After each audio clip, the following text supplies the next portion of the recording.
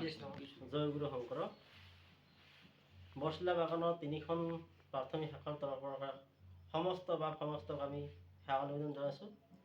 আৰু এই 3খন প্ৰাথমিকৰ সহযোগত আমি গুৰুগৃহ নিৰ্মাণ কাৰ্যসূচী বৰ্তমান চলি আছে। আৰু এই গুৰুগৃহ আসন ভাগ আমি 6 ভাগত সিদ্ধান্ত লৈছোঁ। আৰু এই গুৰুগৃহ আসন ভাগ 3খন প্ৰাথমিক গঠন কৰাৰ ক্ষেত্ৰত মূলৰ প্ৰচাৰ প্ৰশান্ত বাবুৰ নেতৃত্বত আমাৰ এই কাৰ্যসূচী কৰিবলৈ আমি সিদ্ধান্ত লৈছোঁ। আৰু তেখেতে আমাক অশেষ প্ৰচেষ্টাতে 3খন প্ৰাথমিক গঠন কৰিছে। আৰু তেখেতক আমি অশেষ ধন্যবাদ জ্ঞাপন কৰিছোঁ। আজি আমাৰ এই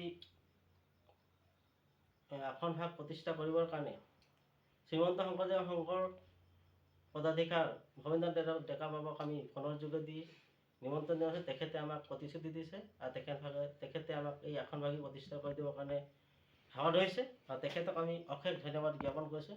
লগতে আমাৰ মূলৰ প্ৰচাৰক শ্ৰীযুত অনিল তাঁতীবাবে এই পাঠৰ ব্যাখ্যাৰ দায়িত্ব লৈছে। তেখেতক আমি অশেষ ধন্যবাদ জ্ঞাপন কৰিছোঁ।